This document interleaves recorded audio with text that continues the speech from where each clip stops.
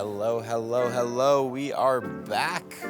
Welcome back. Episode 8. Episode 8 of the Let's Play series.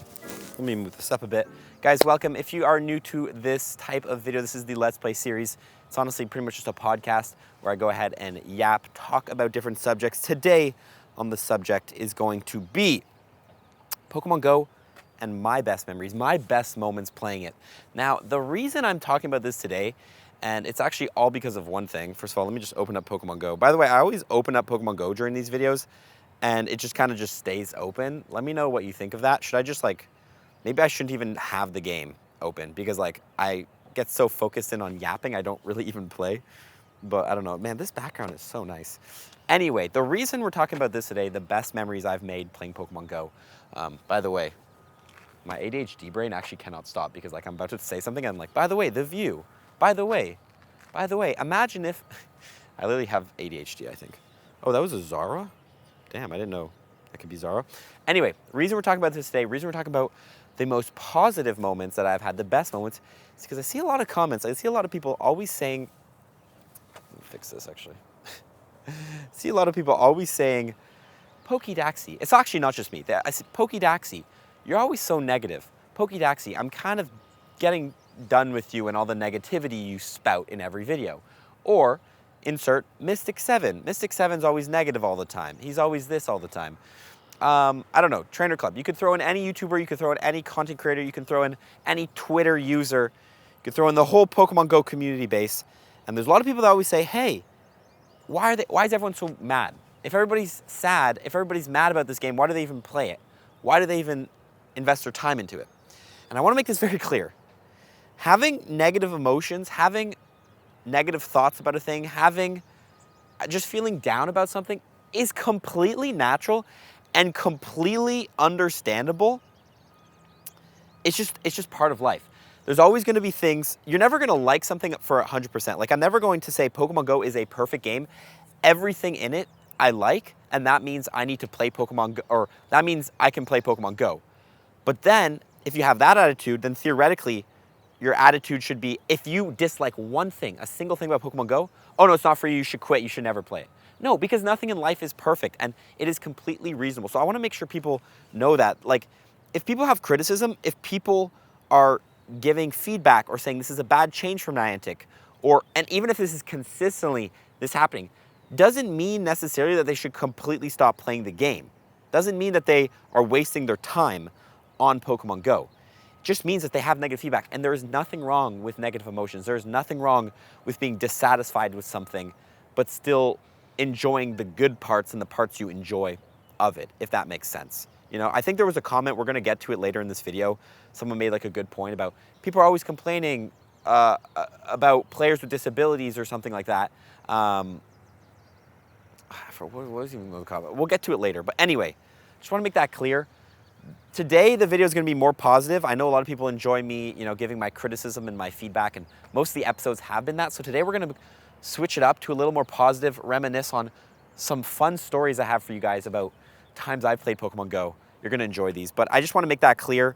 There's literally nothing wrong with having criticism. I think the only time it becomes wrong is if it's very, very consistently, and if you look at the game and how it relates into your life, how it implements itself into your life, and it just adds negativity, if that makes sense. Every time you go play Pokemon Go, you end up leaving sad or something, or you end up in a bad mood. That's when I think you have to consider it. But again, it's such a individual point and thing like that. And just because there's something you don't like, just because there's 10 things you don't like about Pokemon Go, doesn't mean you need to quit, doesn't mean it's a bad game for you. It's up to you. And just know that there's nothing wrong with negative emotions, and there's nothing wrong with people online having negative emotions, because so many people are always commenting oh, you just hate the game, why do you play it? Oh, why do you support Niantic if you hate that? Dude, there's nothing wrong with hating something and wanting it to get better and giving constructive feedback and still playing it. The problem is if you hate everything about it, which again, I don't hate everything about Niantic, I don't hate everything about Pokemon Go. I actually very much enjoy the game. But granted, I do still have feedback. I do still think the game is in a bad spot right now. I do still think there are certain things that could be changed. I do still love parts of the game. I love the collection aspect. I love this new map update. There's always going to be yin and a yang. There's always going to be a positive and a negative. So just consider that before you go online saying anyone who has a negative emotion should stop. Anyway, beautiful view today. Very foggy day in Ottawa as well. I don't know if you can like kind of see that, guys, but it's like foggy. But of course, the weather in game is not foggy. Anyway, we're back at Arboretum. Gonna go find a spot to sit. We'll get into the first story. Cause yeah, I have some fun stories. We're gonna talk about some fun stuff today. Some fun memories we've had playing the game. Cause again, I've been playing this game for like 4 years consistently every single day. So I'm excited to reminisce on that. This beautiful park. Man, nature is nice. Nature's nice. Okay, let's go. It's like I'm walking through like a jungle forest. Look how long this grass is, man. This is crazy out here. There's the bench. Okay. So let's talk. Why do I always do this angle? I guess I kind of want you guys to see like the back view, but anyway, let's talk about some fun memories we've had playing Pokemon Go, some of the greatest times, at least some of my favorite memories. And we're all gonna start off with a very simple memory, which was the first time I played Pokemon Go. Now, everybody knows their first time playing Pokemon Go, and it's honestly just a great one. My first time, when was my first time? Let me tell you the story. Oh, I don't really remember the story. No, I remember the story. I got Pokemon Go, actually, it should tell me when I got it, eh? 2016, 07/11. I think that was the release day or maybe the day after release in Canada. And I remember very vividly getting the game, opening it up, catching my starter, and then not seeing a single Pokemon on the map. I was like, this game sucks. Who would play this? Who would play this? Because there was no spawns. Back in the day, especially, like, if you compare now how many spawns you can see in Pokemon Go compared to back in the day, like, there was just way, way more now. And like, I don't even remember, like how did people even enjoy the game back then? That's kind of insane how little spawns there was. Nonetheless though, I remember walking around my, my local area just over and over again to try to find Pokemon. And specifically, I remember actually discovering a restaurant called Colonnades Pizza near where we live. And I only discovered that restaurant and figured out where it was because of Pokemon Go, because I think there was a stop or a gym on the Colonnades Pizza, and we kept walking over there to spin the stop. But then what I remember the most is as I slowly played it more and more, I got super addicted to this game. And I remember I was like, okay, I want to play this on my own time, but walking is just not going to be efficient. So I'm like, I got to bike. I got to figure out how I can go ahead and bike. So what I did is obviously I put on a helmet, I think. And I was like, okay, well, I can't really bike. I wasn't really skilled enough to like bike with one hand at that point, like, and play the game. So I remember doing this. I got, you know, like those principal phone cases, like the little side holders, and then your phone sticks in it, and like the principals always wear them and hold their phone in them. I don't really know why they don't want to use pockets or something like that. I got one of those. I ordered one of those. I don't know if it was on Amazon. I don't know if Amazon was really a thing at the time, but somehow I got my hands on one of those. I took the case itself, I stuck it right to the center of my handlebars, and I just wrapped it in duct tape. I just wrapped it up in duct tape. The most sketch job you've ever seen. Plop my phone right in there, open Pokemon Go, and then I would just bike around the neighborhood, just playing, catching. Again, I wouldn't catch much because there just wasn't a lot of spawns at the time, but I remember that being my first memory playing Pokemon Go, was strapping my phone case in, and then just running, just going out, or biking around and playing it. I thought I was a boss, dude. I thought I was a boss because I felt like I was like, it's like a GPS tracker. I was biking, I'm like, oh, Pikachu. And I would stop, catch it, continue biking. Oh, da-da. Anyway, let me know your first memory playing Pokemon Go, but that was definitely mine. Again, I stopped playing Pokemon Go, if you don't know, like I played 2016, but only really for like, I only did this for like a month and a half before I kind of got bored of it. I think like that whole summer kind of. I played, but then I got bored of it. Again, most people did, because there just wasn't a lot of content really to do, or a lot of things to do at the time. But that was my first memory playing Pokemon Go. Damn, dude. Oh, there's a duck over there. Anyway, more recent memory though, playing Pokemon Go with new people, I think is always one of the best things to do. Like if you play Pokemon Go and you got your friend or your cousin or I don't know, your dad into Pokemon Go, watching them discover the game is kind of always something very, very special in my opinion. Watching them discover, oh, and you got to go here, because it's just such a unique game. Like especially older folks, when I like show older folks, or you know, this is gonna get to the story when I got my uncle to start playing more, like when they kind of discover how it's like a video game, but a very unique video game. Because I think one thing is there's a lot of like stigma, I guess, towards video games from older folks. Because back in the day, you know, to play, like if you're an older person, you would just kind of go outside and play ball with your friends. You wouldn't really just, you know, sit on Call of Duty all day and play. So there's a lot of like parents who think, you know, video games are messing with their kids and not letting them outside. And granted, there's some truth to that, like especially the violence in video games and Call of Duty and blah, blah, blah, Fortnite.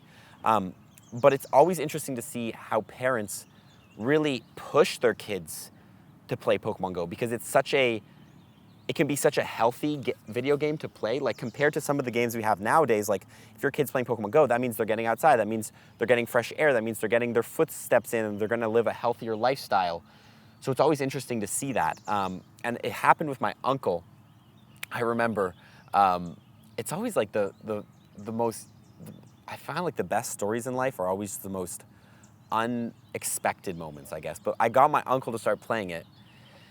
And we were in France. We were in like a little town where my grandparents live, Plébillon. It's up in Brittany. If you don't know, my mom is from France. She's from Brittany. Anyway, we're in France. If you don't know, in France, they eat dinner very late. Like the culture in Europe is just to eat dinner like at 9 p.m. You know, I know in America, I know in Canada here, most of my friends eat at 4 or 5 or 6, and then they're done dinner. Maybe they'll have a snack later. But France, like you don't eat until 9 p.m. So I remember we were eating, we're having a great time. I think I recall this story correctly. Good time, dinner finishes at around 10, 11. It's usually pretty long in France because, you know, they like to eat cheese and stuff after, and there's dessert and there's an entree. It's very fancy culture. Anyway, we finish at 11, talk about Pokemon Go, and then my uncle's like, man, why don't we go play? Why don't we go play? So, you know, honestly, I'm addicted, so I was like, yes, sure, let's go play. So we go walk into this, we start heading down to this town. This again, we're in a very like plain, like rural area. So we walk to this town. It's like 11, 12 at night. And it's just me, my uncle, I think my sister was there, my mom was there, Pokemon was there. And we're all just giggling, running around this town, this rural French town. I think we're talking in English as well. And we're just catching Pokemon. We're like, oh my God. And then like we found like a Blastoise, and my uncle throws the ball and he's like, oh, did I get it? Oh no, I broke out, throw it again. And it's honestly just those memories like that of just like the most random session of playing Pokemon Go are some of my favorites. And I always think this story, I always think back of like, imagine being a person in their house and they see a bunch of, you know, just like again, my uncle is French and my mom is French, but they just see a bunch of English speaking people at 12 at night when there's literally no one out here as well. Oh my God, that dog almost ate those ducks. When there's literally no one there, because again, this is like a very rural town, like everybody's sleeping. The town probably only has like 100 to like 300 residents maybe. And they just see, you know, a bunch of people on their phones with bright lights on their face yelling. That's the part of the story that cracks me up the most. But again, that's what I love. It's like those little stories like that, those little inopportune moments that you really never think about in the moment, but then they end up becoming like a core memory, really. Anyway, those are some of my fun early times playing Pokemon Go. But now we're gonna get into some fun stuff. I'm gonna go find a new spot because my neck's kind of hurting to like look at you guys. Ooh, a Rapidash. Rapidash is such a majestic Pokemon, if you guys think about it. It's very majestic. Also, by the way, actually, I want to mention this right now. If you guys are interested in going on the Mexico trip, I quickly want to answer some questions about it. If you don't know, September 28th to October 3rd, 2024, I'm going to be in Mexico, and you guys can join me. It's going to be a group trip, so pretty much if you don't know how that works is I'm going to go, you're going to go, we're all going to stay at the same hotel, we're going to do the same activities. Some of the activities we're doing, we're going to play Spotlight Hour together, Raid Hour, we're going to be hunting Haluchas and Maractuses together. And then there's also other activities that are included in the ticket price, like visiting pyramids, meals, the accommodation. There's going to be a cooking class. There's going to be a museum tour, a guided city tour, you know, different stuff like that, a local market tour, different stuff like that are all going to be included in the itinerary. I'm going to link below the ticket if you want to check it out. I do want to mention a couple questions people have been asking. Number one, is it safe? It's Mexico City. It's not Mexico itself. We're not going to cartel land. We're going to be in Mexico City, the tourist spot. Also, we're going to have a guide, a local guide the whole time. So there's going to be someone with us, so it's going to be completely safe. I know a lot of people have had safety concerns. do not worry. It's going to be completely safe. It's going to be a lot of fun. Also, some people saying that the price is an issue for them. I just want to say, if the price is an issue for you, there's obviously number one, if it's not financially responsible for you to go on this trip, do not go on this trip. Please do not go on this trip. Your finances are the most important thing. But you do not have to pay for this trip straight up all right away. You only have to put 25% of the payment down to book your spot, and it is limited spots. So if you're thinking about going, I would recommend booking your spot. Again, you only have to put down 25%. You don't have to pay for the full thing. So book your spots because it's limited spots. And also, for anyone in the US, they do offer payment plans through Affirm, so you can use Affirm to get a payment plan. Anyway, I'm gonna stop yapping about that. Some of you guys probably don't care, but I just did want to answer those questions because a lot of people have been commenting about that. Again, hope to see you in Mexico. Pull up. Let's go to a different spot and let's keep yapping. Pokédex Yap sessions. Let's go.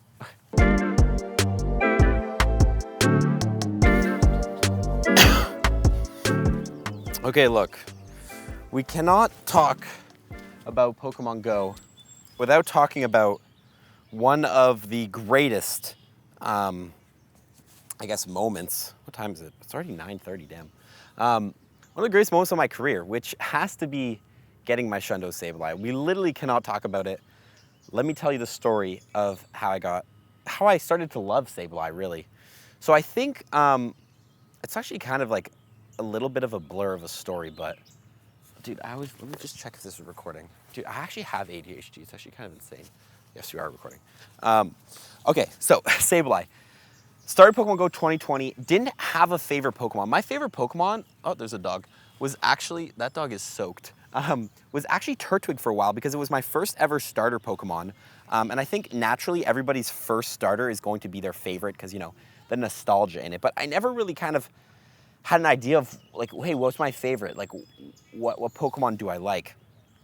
But then I started playing Pokemon Go. Now I started playing Pokemon Go, never really had again, I would just catch the strongest. My thing, and if you guys watch the videos, and clearly you can know from the videos, I love meta. I love top tier attackers. I love talking about the best PvP Pokemon. I love being the best is pretty much my goal. Like, I don't really have a lot of care to collect all the costume Pokemon or catch super rare Pokemon. Although rare Pokemon is cool, if I can't power it up, use it in battles, for me, I'm just pretty much just less interested in it. Granted, I still go after it, but pretty much I was playing and I was like, dude, I need a favorite Pokemon, especially once I started my channel in 2020.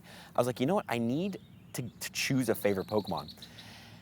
And granted, I don't know if I can tell you why, because it was such a long time ago, and you know, again, I don't really exactly remember why, but one day I saw Sableye and I was like, that's my favorite Pokemon. And I don't know if that happens to you. Like, let me know how you decided your favorite Pokemon. Granted, it's not like I don't like Sableye's design or anything. I love its design. I love its shiny. I love its mega. Especially love its mega form because I like how it kind of hides behind the gem. I think that's really unique.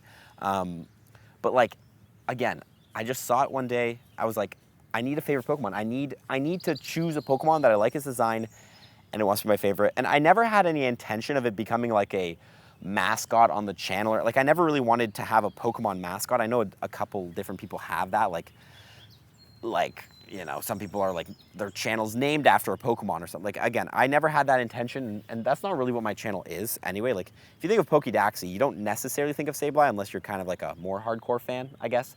But yeah, it ended up becoming my favorite Pokemon.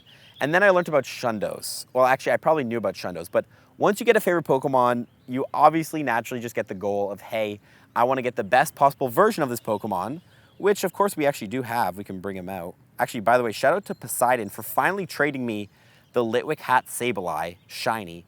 If you don't know, actually, any of the OG people remember I made a video hunting this thing and trying to get it right when I first started the channel. And I never got it, and then Poseidon traded to me. Not great IVs, though, I will say. Anyway, Marigold, where are you? Marigold. Marigold is my Shundo Sableye, right here.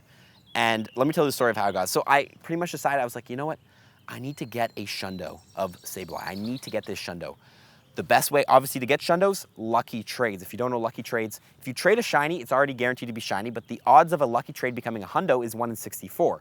So theoretically, I only need to do 64 lucky trades. Obviously, that's not how it works. It's RNG until I get the Shundo.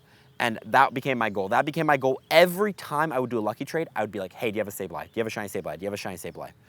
Now, obviously, we started doing trades. I started trading with people. Didn't have a lot of luck. This is not a story where, hey, my first trade happens and I get no, it didn't happen. But on my like 10th trade, I go to a trainer. I forget her name. Oh, how did I forget her name? It was something Meow, something with Meow in the name. And I was like, hey, can I get a shiny Sableye? And she's like, yeah, can I get a shiny Sableye in return? I'm like, I guess. This is the first time anyone had ever asked me for a shiny Sableye, because I was like, who else likes Sableye? Like, anyway, I think it was one of her favorite Pokemon as well, Sableye. I was like, you know what? I guess, why not? So we go ahead, rip the mirror trade, do it. I look at her. She looks at her phone. IV appraise, shundo. Puts it right in my face, too. She's like, oh my God. I'm like, no, I'm kidding. I didn't fight her. I was happy for her. I was a little salty myself because I had done like, obviously, I think at that point I only done like 10 to like 15 trades. So, you know, the odds of me getting shundo weren't pretty low. But I remember I literally gave away a shundo Sableye before I ever got my shundo Sableye. I guess that's part of the, you know, the journey. You got to give to get. I don't know. Anyway, continue trading. Didn't really get any shundos at all until, it's actually insane how this happened, but until they started to drop 50 kilometer, or was it 40 kilometer trade distance. If you've been playing since like COVID, there was a point at which Niantic would boost the trade distance in Pokemon Go. It was mainly for like the Christmas events where you could trade Pokemon like from a distance. I think it was like 40 kilometers. So theoretically I could trade with like anyone in Ottawa. Now me and Dan Ottawa, if you don't know, local Pokemon Go PvP creator, go check him out, search him up. Great guy. We had a lucky trade. We had a lucky trade to do. Dan Ottawa, very busy guy. He has kids and stuff, so I couldn't really go over. It was Christmas weekend as well. Like, I'm not trying to leave the house. It was snowy. It's dangerous to drive over. He lives, you know, a good 20 minutes away. So I was like, okay, whatever. Let's just rip our trade. So I wake up Christmas morning, you know, trees, you know, the coffee's brewing, pancakes on the griddle, you know, presents under the tree. I wake up, I'm half awake. Dan Ottawa texts me, hey, yo, you want to do this trade? I'm like, yeah, I guess. So I go, open my phone, tap, bang, trade, and then it happens. It happens. On Christmas morning, from a distance lucky trade, I end up getting a shundo Sableye. I end up getting, what the heck is going on up there? Sorry. I end up getting the one we now know as Marigold. Yeah. So that's how I got Marigold. As you can see here at the bottom, trade Dan Ottawa, 12, look, 2021, 12, 25. Man, I've had Marigold for 3 years. That's kind of crazy. It looks like he caught it during GoFest as well. But yeah, that is it. Why don't we just Mega Evolve Marigold just for the sake of it? I feel like she hasn't been Mega Evolved in a while. That's how I got Marigold. That's like one of the greatest moments of my Pokemon Go career. Granted, again, I don't think I worked very hard for it. Like, I only ended up doing like 25 lucky trades, which, again, if the odds are 1 in 64, that's way below odds. So I'm pretty happy with it. Can't complain. Shout out to Dan Ottawa again. And that's the story of how I got Marigold. Great Pokemon. Love you, Marigold. Yeah, anyway. On to a new bench. On to a new story. See you guys in a second. I think we have to do a fit check, by the way, before this video ends. Today, we have on the Chuck Taylors. Is what they're called. They're called Converse, but people call them Chucks, eh? Chuckies. So we got some black shorts, brown top. Simple fit. Let me know if you like it. No green today, by the way, which is actually pretty rare for me. Normally, I'm always wearing green, but yeah. Anyway, next story we have to talk about. This is a fun one because this one actually was a story about something that happened at this exact park, and you can actually re-watch this exact story somewhere. I don't really remember because I actually caught it live, and this was a live streaming story. So if you don't know, Pokédaxy here on the channel. By the way, hopefully you guys can see me. I feel like I'm kind of far. We go ahead. Why is everything small today, dude? Why is Bunnery all small? Yeah, we go ahead and stream. I stream like 2 to 3 times a week. Granted, recently we've been doing a lot of PvP because the events have been kind of mid, but when there's decent events, we usually stream a decent amount. And we usually end up actually coming to this park here and stream at this park because it's just such a great, like, obviously, one second, you can kind of see on the map, there's great amount of stops, great amount of spawns. Goodbye, Audino. Is it Audino or Audino? Who knows? Look, great, like just great park, great place to play. So I stream here a lot. Now, when I started streaming, I forget what event it was, but we started a stream and we were starting to play. And at the start of every stream, I always do all the basic stuff, okay? I get my buddy on the map, you know, give it a poffin, maybe a golden raz if I don't want to get that many hearts. I'll send all my gifts to clear my gift storage so I can collect more gifts. I will mega evolve, I will throw on a star piece and incense, all that stuff. So we're doing all this stuff. As I'm doing my buddy, I take a screenshot and a smeargle comes onto the map. Now, I was pretty busy. I was reading chat. I was getting everything ready. Smeargle comes on the map. I'm like, no big whoop, whatever. Smeargle, we're gonna just go ahead and leave it there. It's not a really big deal. It's just a Smeargle, right? I already had hundreds and hundreds of Smeargles caught. I don't really need another one, especially when I think this was maybe like a dragon event, or it was probably a decent event where all the other spawns were more valuable to catch. Dude, why is Magikarp not staying in the ball? Anyway, I continue streaming. We stream for about an hour and a half. We're walking through this whole park, beautiful park, spinning stops, catching Pokemon, talking to chat. Great times. If you haven't been to the streams, join the streams because the streams are always a great time. Shout out to anyone who's a consistent stream viewer. We always have a fun time in the streams. So anyway, we play. End up back at the parking lot because usually this thing you do a big loop. You do a big loop. Now I had planned to go home. I had planned not to do another loop, but I got kind of like, I think I was like about to leave or get an Uber from there, end the stream, and I was like, you know what, let me just finish the loop, might as well, I've already been out here the full time. So I finished the loop back at the parking lot, and I see the Smeargle is still there, because if you don't know Smeargle, once it snapshots onto the map, it stays on the map until you either catch it or it's a new day. I believe it disappears after a new day or after you catch it. It doesn't disappear. So theoretically, I could have left that Smeargle there for 12 hours, came back, and it was still there. At that point, I had already caught a lot of Pokemon, so I go ahead and I'm like, you know what? Maybe I should actually catch this Smeargle. There's nothing else to catch. I catch it, and guess what? Guess what? Of course, the one Smeargle I almost don't catch is a hundo, and I end up with a hundo Smeargle. Actually, look, it was 2022, 12/29, so 2 years ago.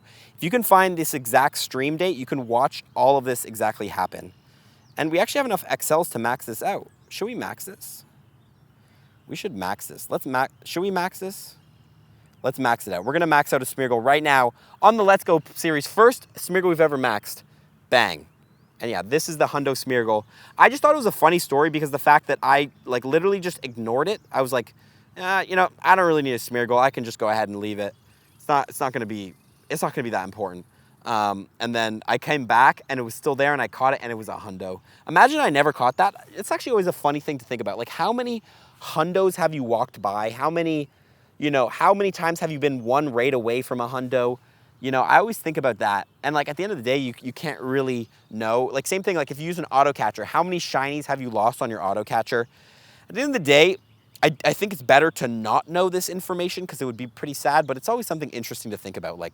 You know, I have in my storage 330 hundos, but if I had caught all the hundos that were within, you know, a 200-meter radius of me and I just, you know, didn't end up going that way that day, how many would I have? Would I be at 400? Maybe I would only have 5 more, you know? Always interesting. Oh, a bug's on my face. Always interesting to think about that. At the end of the day, just catch what you can and get what you can. Don't put too much pressure on it, I guess. Anyway, I want to tell you a different story. I want to tell you a story about my first ever Go Fest.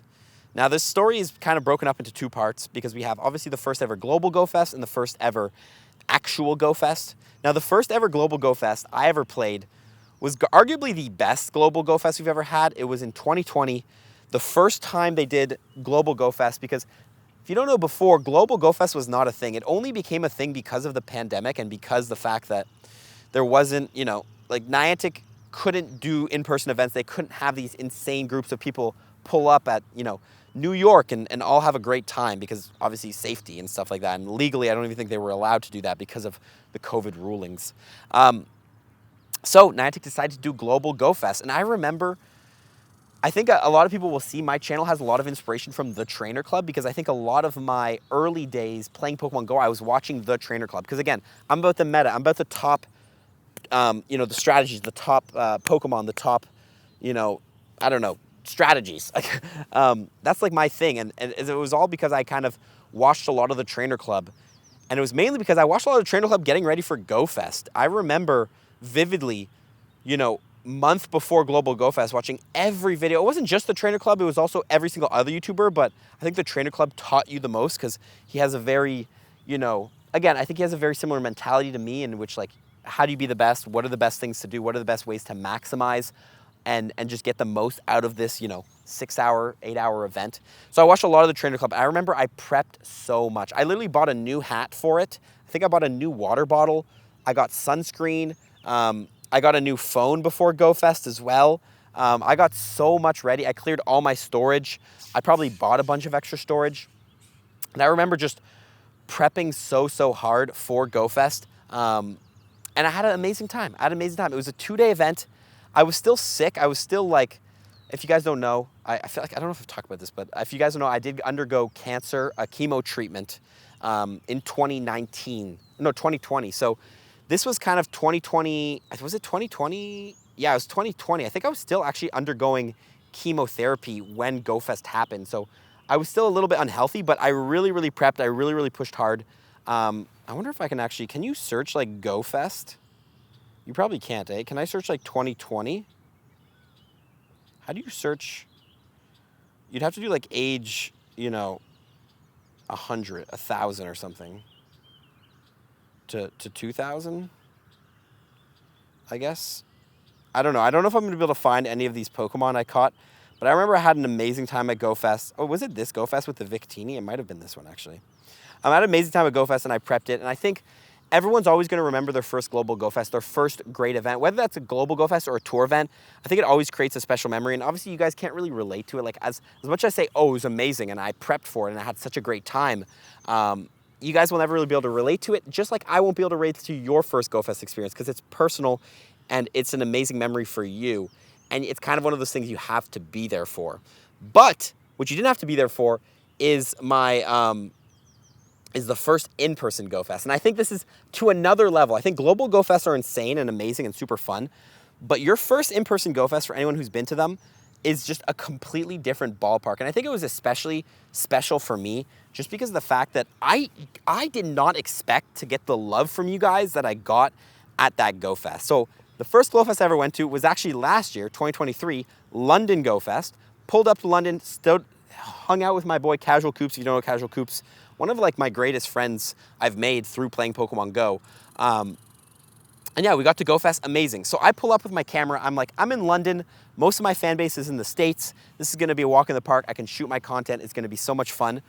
The second I pull out my camera, I kid you not, like 20 of you guys pull up, say, hey, oh my God, are you Pokédax? It's the first time I've ever seen you out. Can I get a photo?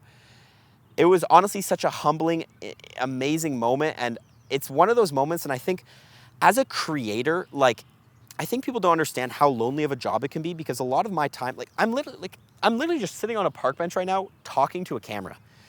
There's no one, like, granted, I feel like I'm talking to you guys, but it can be a very lonely job. And then after this, think about it. I'm gonna go home, I'm gonna sit at my computer, I'm gonna edit this video, I'm gonna make a thumbnail for this video, I'm going to plan another video. But most of my job is just done in a secluded room, making videos. Very lonely. It gets very lonely, especially like, I think a day or two, not bad, but doing it for a week, sitting in front of a computer for a week, playing like a game, it can get very lonely, and it can be a very tough job. And I'm not trying to complain. I love my job, but I think moments like that, moments at GoFest where everybody pulls up and says, oh my God, Pokédaxy, you've helped me so much. Those are the moments that, like, they're just incredible moments, to be honest. And I'm just super grateful for being able to, like, have this job. Sorry, I'm kind of like getting emotional. It's just, I always think about it, like in 2019, I was undergoing chemo. I just got diagnosed with cancer, and I was trying to think where my life would go, like where would my life be? And if I thought in 4 years, or even just in a year, that I would be a content creator making YouTube videos full time, it's just like something I never thought about. And it's just crazy how life kind of turns out that way. But anyway, I just want to, like, my first global or in-person GoFest London, insane moment. Honestly, super appreciative of all the support you get. And that's at any GoFest I go to. I'm about to go. Obviously, we're about to go. Yeah, by the way, we're going to literally be in Japan next week. Like, when you guys are watching this video, I'm probably going to be, like, hopping on a flight to Japan, which there's going to be Let's Play episodes in Japan. So soon you're going to see me yapping in the middle of a street in Tokyo with all these people walking. It's going to be crazy. But yeah, Super grateful, and anytime you guys pull up at GoFest, anytime you see me in person, please come say hi. Please tell me your story. Tell me how you watch your videos. Tell me how you watch your videos. Tell me if you hate my videos, because I think it really helps me to actually see the people who watch my videos face to face and to hear the criticism in person. I can read a comment and be appreciative of a comment, but to actually see their face and see the person, see that person in front of me, and that they watch my videos and that it's not lonely out here, is just incredible. So I'm just super grateful, and that GoFest ended up being one of the best GoFests I've ever had. Met so many people, took so many photos with fans, heard so many stories, caught so many Pokemon as well. Experienced London, which is not my favorite city, but it's a good city for Pokemon Go. Yeah, honestly, an absolute blast. Shout out to anyone who pulled up. Literally love that. Ooh, there's an Absol. Anyway, I'm gonna find one more spot to sit down, because I got one more thing I want to talk about. Ugh! My legs hurt from all this yapping. Is it my legs or my voice? Oh, there's a nice bench over there. Let's just go over there. And that brings us to two things I want to talk about. First thing I want to talk about, and I think it's something that we're going to get into, this is like Dax therapy sessions. This is something I've been waiting to talk about, and I'm going to say this first before I say the other thing, which is actually just answering comments from last week. Something my therapist told me that I think really, really resonated with me, and I think can really, really help people. I don't know if it will really help people in their Pokemon Go aspect of life, but it's just a general good idea. And I think it's something that I struggle with, and a lot of people struggle with, is stress, anxiety, and just overthinking things. If you don't know, first of all, I definitely feel like I have ADHD based on today, or how easily I get distracted. Granted, ADHD is something I think you have to get diagnosed with, so I'm not really gonna self-diagnose, but I'm not gonna self-diagnose as I self-diagnose. What is reality? What is your perceived reality versus actual reality? Now, I end up always stressing about different things. Like, for example, this big Japan trip, traveling is amazing, and it's honestly, I'm super grateful I'm able to do it, but it's a stressful thing as well, and there's a lot of stresses that come with it, and I have a lot of nerves and anxiety going up to this trip, being like, oh, is it gonna go well? You know, am I gonna get stabbed? You know, different stuff like that, and it makes me very nervous. But the problem is sometimes I will spiral out and be like, oh, this is gonna happen, everything's bad gonna happen. My therapist told me, what you need to do to solve this, and I think this works for any overthinking, you know, whether, you know, there's a girl you're talking to and you're stressing about that, or your job and what your boss thinks, or I don't know, whatever, what your parents think, all that stuff. You have to break it down into your reality versus your perceived reality. So first of all, what's your perceived reality? My perceived reality is that, I feel like a teacher right now, even though I'm just yapping stuff that I've been told. So again, this is not my stuff. This is just what I learned, and I want to share with you guys. What is my perceived reality? My perceived reality is that I'm going to go to Japan and, I don't know, get lost or something and not make it to GoFest, or go to GoFest and not get the shinies I want, or go to GoFest and all the videos I record are not going to go well. What is my actual reality? My reality is that I'm like in a park right now, sitting here, none of that has happened, and it's all just in my mind, you know? So I think that is something that I've been doing, and I think it really helps if you guys are ever struggling with any sort of anxiety or stress about something that's gonna happen. I don't know, a job interview, and you're like, oh, this is not gonna go well. Like, what is your reality versus your perceived reality? What is actually happening versus what are you making up in your mind? And it helps to separate the two, because again, your perceived reality is not a real thing. It's literally just in your mind, and it's not gonna happen. It's not gonna happen because it hasn't happened, so there's no point in doing that. And I think a lot of people are gonna rebuttal and say, you know, well, my perceived reality is based on experiences I've had before in the past, and that's why it probably will happen, because last time I did an interview, it flopped as well. But you have to remember that your past doesn't lead to your future. Just because, like, I don't know, just because I eat a burrito today doesn't mean I'm gonna eat a burrito tomorrow. It's not the best example. Or I don't know, just because I am really a mean person today doesn't mean I need to be a mean person tomorrow, you know? If I say something that I regret saying, but like a very rude thing to my parents, or, you know, I don't know, slap someone, I probably would never do that. But again, doesn't mean I'm gonna slap someone tomorrow. Your past doesn't lead to your future. So again, perceived reality, reality. Anyway, let's take a look at some comments from last week's, I love reading this. The question of the week last week was, what would you add to Pokemon Go to fix the game, to, I guess, improve the game, in your opinion? Now, the first question is, Hope they bring back remote raids to unlimited and bring them back to 100 coins from William Andrin. Now again, I think I mentioned this in the video.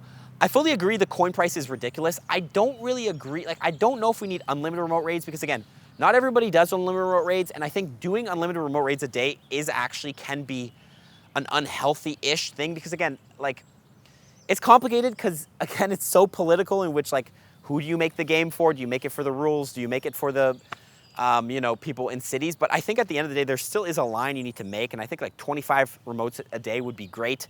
People who are, you know, can't really remote as much, you can do 25 remotes. That's a lot of remotes. That's a lot of like rating, but I don't know if you need to do unlimited to the point where like people don't really need to leave the house, because I still do think there is some value in Pokemon Go being a unique game in which you have to go outside to play it at some point, you know? I think there's nothing wrong with, you know, again, having cheaper remote raid passes and doing 25 a day, but I don't know, my perspective on it has been kind of changing. Again, I would love remote raids to be unlimited, and dude, that squirrel is missing a tail. That's crazy. Or it's a chipmunk. Yeah, I don't know. That's just kind of my thoughts on it. I don't know. I don't know. Again, at the end of the day, too, I can only say what I think would be right. Like, if I said 25 remote raids would be enough, I'm not going to know until that is the reality. And then maybe once that's the reality, I'm like, oh, no, actually, unlimited would be a lot better for the majority of player base. And also, I'm speaking for myself. I don't live in a rural town, so obviously I'm going to be like, I don't really need unlimited remote raids. But if you're in a rural town, you might want that because, again, at the end of the day, who does Niantic make the game for? Like, how do we decide? How do we weigh that? What's more important, you know? It's just this never-ending thing. Okay, here we go. Firing the entire team and replace them with employees that don't dislike their customers. This is one of the comments that, like, it's funny, and I'm sure it's probably meant as a joke, but a lot of people do make these comments, and this is back to the negative thing. I think it's completely fine to make a comment like this and say this. And I think people should be fine with people having negative, I guess, thoughts on the game and making a comment like this. Because at the end of the day, this is just how the guy feels, and there's nothing wrong with feeling a negative feeling or dislike towards something. Now, granted, again, if this guy every single day played Pokemon Go and hated his life after it, then I would start to be a bit concerned. But you can't really judge people online, and just because they make one negative comment, 2, 3, 10 negative comments, doesn't mean they actually hate the game. They could just be in a bad mood or, you know, so like try not to judge people online. Anyway, I want to find that my biggest problem for me is rural area where there's not many Pokestops and gyms. It makes the game less playable, and having to be level 37 to create Pokestops is a little high. I think they should be around low 30s to create them. I fully agree with this. I actually think you should be able to make Pokestops right away as long as you pass the test. I think the reason Niantic has the Pokestop level up, or like the level to make Pokestops so high, is because they don't want people making Pokestops that are just trash and then the reviewers are just filtering through trash. So as long as you have to pass the Wayfarer test, which is how it is now anyway, and get like a general understanding of what makes a good Pokestop and what doesn't, I think you should be able to nominate them from any level. I think that from level 0, as long as you pass the nomination or the Pokestop test, you should be able to nominate Pokestops, in my opinion. That's what I think we should do it. Anyway, this is the question I think I was talking about earlier. Black Beavis, paralyzed level 50 player here. If you want to go get it, use it as a way to benefit you. I use this app as a reason to go outside and get some exercise, pushing around and whatnot. I always find it funny when some groups where someone will ask for advice and getting around something that might be difficult for someone with a disability, and it's immediately met by comments such as, it's called Pokemon Go for a reason, or find another game. It's even funnier when it's from someone whose stats are lower than mine. Like, how are you saying something like in that matter when you're getting outplayed by someone with a disability? So a couple things to break down here. First thing, I'm going to fully agree. I don't really like the comments when people say it's Pokemon Go for a reason, find another game. Pokemon Go is meant for everyone. And obviously I just mentioned earlier, I was like, you know, I think 25 remotes would be enough. Like, I don't want people really, really staying inside. But I don't think like making a comment like it's called Pokemon Go for a reason. It's called Pokemon Go because it's a mobile app game. It's not called Pokemon Go because you have to be walking the full time, you know? Your mobile app is just something you're gonna have with you when you're traveling around. And so you can play Pokemon Go on the go. It's on the go. It's not, that means you have to always be walking the whole time. Anyway, I don't really like that comment because again, at the end of the day, we wanna be as inclusive as we can to as many players as we can. Then again, granted, it comes back to the same point again. Who do we make Pokemon Go for? There's gonna be some changes that are gonna be made more for people who have more, who are able to walk more, and some people who, you know, the people who can't walk as much are kind of gonna be, I guess, shafted by. But I don't think you should ever say find another game. This game is meant for anyone. Now, I don't really understand the other part of it. But I think what they're trying to say is that, like, as a disabled player, they focus on using the game for how it can benefit them. And I think that's very important to note for anyone here. Like, at the end of the day, like, you shouldn't be really concerned about how people are telling you to play the game, or, you know, hey, it's Pokemon Go for a reason. Like, focus. The full point of a video game is to find something to escape to enjoy, that brings you joy to your life. You know, it's like any of your relationships in your life. They should be bringing you joy. They should be bringing you positive emotion. And the same with Pokemon Go. And if it's not, don't play it. But if it is, keep playing it. Whether Pokedaxi is making videos saying how trash this update is, if it's not trash to you, that's exactly, like, that's perfect. Because again, at the end of the day, it's an individual game, and play this game how it can help you. This person, for example, Black Beavis, says it helps them get outside, push around, get exercise. They use it as a motivation tool, and it helps them better their life. And there's nothing wrong with that. If it doesn't help you better your life, or you get zero joy out of it, then you maybe consider quitting it. But, like, I just want people to make sure to focus on yourself and stop worrying about what people are saying. How, again, I think most people do this, but, like, sometimes I get caught up in a negative vacuum, and if someone says something negative about the game, I'll look at the game more negatively, and then it'll influence how much fun I have with Pokemon Go, and it'll be like this whole spiral thing. But I don't know. At the end of the day, I feel like I'm just yapping along right now, but, like, that's just, like, focus on how the game can help you. Use it to your advantage. Use it as a tool. Use it as a tool to improve your life. And that's how you'll get the most out of this game. Again, as long as you're having fun, you're winning. What else have we got? Great points on torn areas and disabilities. That's funny that you said 5 gyms. That's what our downtown has. But we cruise around 1 to 2 miles vicinity, conquer raids as well. Definitely agree on the flat spawn rate. I hear Brandon found a hilltop with like 50. Much love, brother. Thank you, thank you, thank you, thank you, thank you. Okay, do we have any feedback? All this is just appreciation, and I really, really appreciate it. A lot of people showing a lot of love. Okay, here's some stuff. Make2Woe says upgrade daily raid pass where it can do remote raids. I like that. I don't know if Niantic would ever do that, but I do like that idea, and maybe they would do it like once a week. You can get a free remote. That would be nice. Adding a second fast move for a Pokemon, that would be very interesting for PvP. That actually could be very interesting. Ability to discard unwanted eggs, something we've wanted for a while. Would love that. I don't know if it would fully fix the game, but it would be a nice quality of life update. Ability to gift items in your bags to friends would be nice. I have a lot of lucky eggs I would love to give away.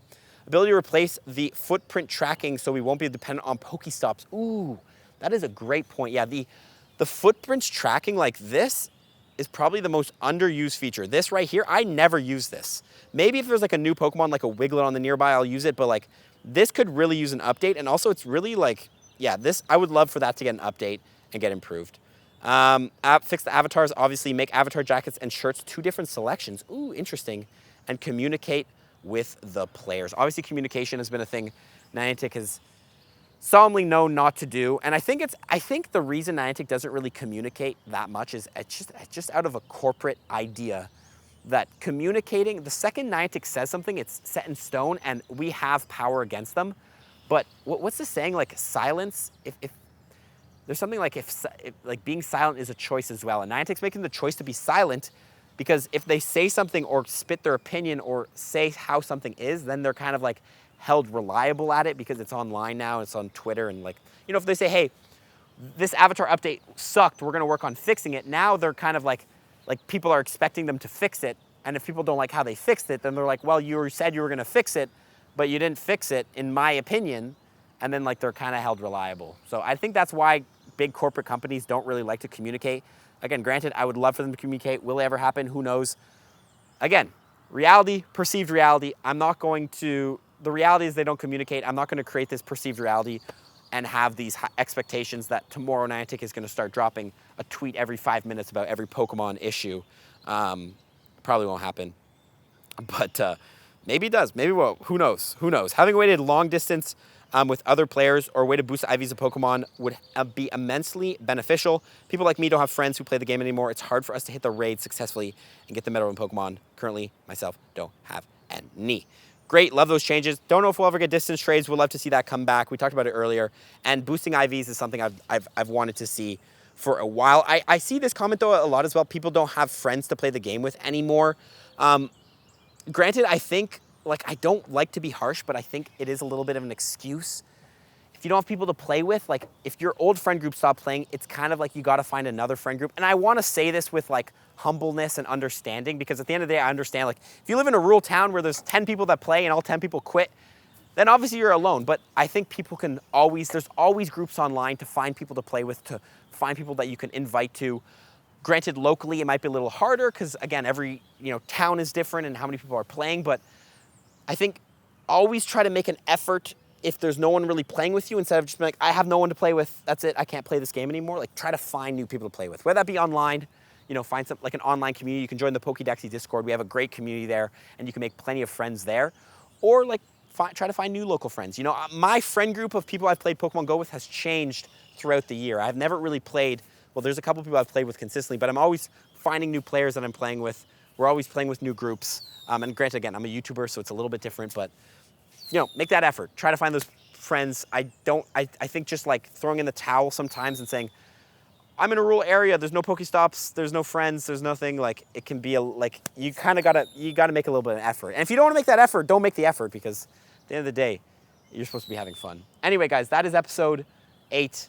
Again, link below to the Trova trip, Mexico trip. I would love to have you guys there. I think it'd be an absolute fun time. And you can yap with me in person if you want to do a live yap session. That could be fun, like a group discussion or something in Mexico. Again, all the info, all the itinerary, everything you can expect from it is going to be linked below. Check it out. And yeah, we'll see you guys in the next Let's Play series, which will be in Japan. Woohoo! I'm nervous, but it'll be fine. It'll be great. And I'm sure once I get there in the next episode of the Let's Play series you guys watch or listen to, we'll be fine. And I'll be telling you guys how much fun I'm having. Because this is past Dax, and future Dax in Japan is probably going to be like, oh my God, Japan's amazing. Also, by the way, check out the YAP sessions on Spotify and Apple Music. This is a podcast now. If you don't want to watch it, you can listen to it. Okay, guys, we'll see you guys next one. Follow for tips. Peace.